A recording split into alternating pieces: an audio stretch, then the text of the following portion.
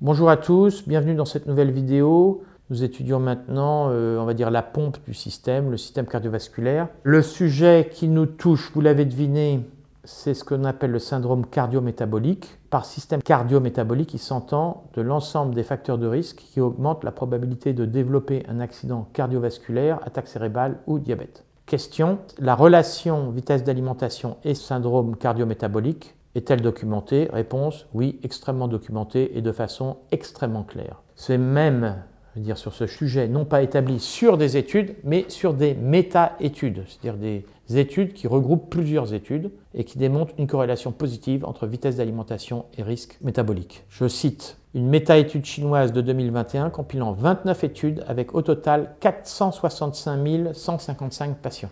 La méta-analyse a révélé que manger vite était significativement associé à des risques plus élevés de syndrome métabolique, odd ratio 1,54. Conclusion, les résultats de l'étude ont indiqué que la vitesse d'alimentation était significativement associée au syndrome métabolique et à ses composantes. Les interventions visant à réduire la vitesse d'alimentation pourraient être bénéfiques pour la prise en charge du syndrome métabolique. Au sein de ces études, vous avez une étude japonaise de 2017 qui a fait grand bruit, puisqu'elle a été présentée au congrès annuel de cardiologie, le plus grand congrès aux États-Unis, et reprise à multiples reprises dans la presse internationale. Alors pourquoi cette étude a fait du bruit? Parce qu'elle est très élégante. Le chercheur a pris une population de Japonais de 50 ans sans risque et a regardé 5 ans plus tard qui était passé à risque. Sur sa population de départ, sur les 19 personnes qui s'étaient passées en état de maladie, 11 étaient des mangeurs rapides, 6 modérés et 2 lents.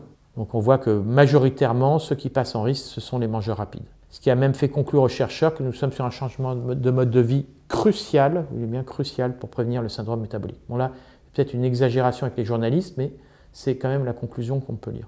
L'explication pour la donner, pour terminer, est finalement assez claire, puisqu'on sait déjà que la vitesse d'alimentation favorise indépendamment la prise de poids, favorise le diabète, favorise l'hypertension, favorise les différents taux de paramètres sanguins clés, qui sont chacun les critères du risque cardio-métabolique.